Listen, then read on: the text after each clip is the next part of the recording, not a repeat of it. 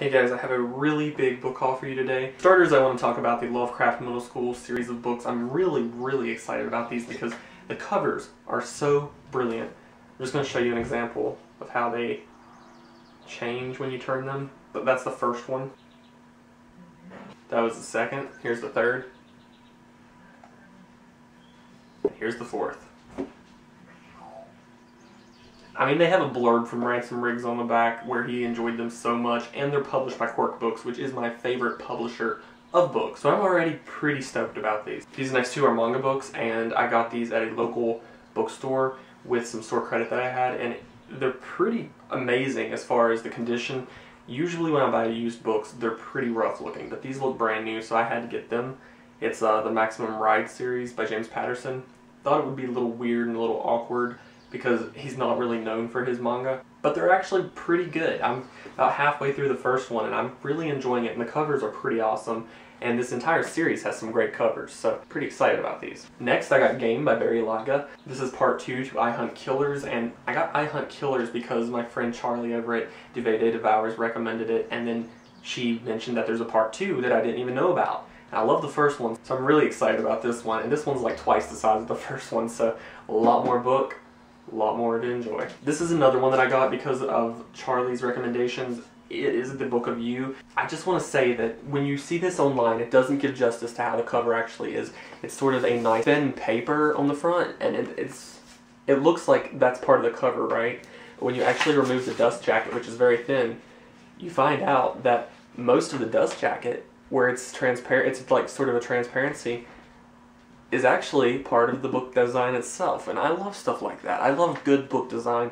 That's why I love Quirk so much, because they really put a lot of effort into designing their books. This isn't a book by Quirk, but again, I'm really excited about it. Next, I got part 2 to the Land of Stories series by Chris Colfer. Now, I love the first one, and I was really excited about getting this one because the third one comes out next month. But I was very disappointed when I got this from Barnes & Noble. I ordered this from their eBay, which is still Barnes & Noble, only they have an eBay account. And they sent me large print. I didn't order large print, but you can see where it says large print, and even on the side it says large print. Normally this wouldn't be such a big deal, but it just doesn't really look like it goes with the first one when I set them side by side. And the print is pretty awkward. It just doesn't look good. As you can see on the page, it's weird compared to the first book, how the font was. So I'm going to read this and I'm going to get through it, but it was like $18, and for them to have sent the wrong one, kind of disappointed. The next book I got, and I've already read this, is Mouse Heart. This is a new series for middle school readers, and it's a pretty epic series about mice, rats, and cats in the underground of New York City. It doesn't get much cooler. It was a little awkward, a little weird at points, but this isn't a review, this is a book haul, so it's still a really good read, and it's got a beautiful cover. You know, that's what I like in my books. I like them to have a good cover and a good story, but if they're missing one, it's hard for me to get over that. Next book I got was Noggin, and this is supposed to be really good. It's a new YA book, and I usually don't like a lot of YA that's about people, and I like the more fiction, sort of fantasy type stuff, but this has a cool cover, and I hear a lot of great things about it, so I'm pretty excited to start reading Noggin. The next one I got is Sarafina. I got this at a Books A Million while on a little bit of a vacation a few weeks ago, and it was on sale for around $3 or $4, so I had to get it because I've wanted Sarafina for a long time, and it's just a beautiful, brilliant cover. Cannot wait to start reading Sarafina. And the next two books that I got aren't really books. They're omnibus graphic novels of Doctor Who,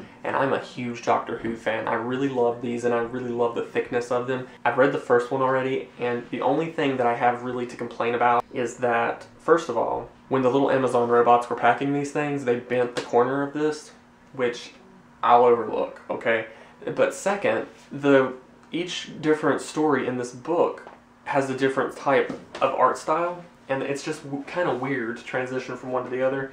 I really like the longer stories in this book because it's easier to get into that type of art style, but overall they're definitely a must-have for any Doctor Who fan. So that's it. That's quite a big book haul for me. I usually don't buy so many books or get so many books at the same time, but these are all really cool, and I just couldn't help myself. If you like books and words and all those cool things, be sure to hit that subscribe button because you're definitely welcome here, and as always guys, keep living the analog lifestyle.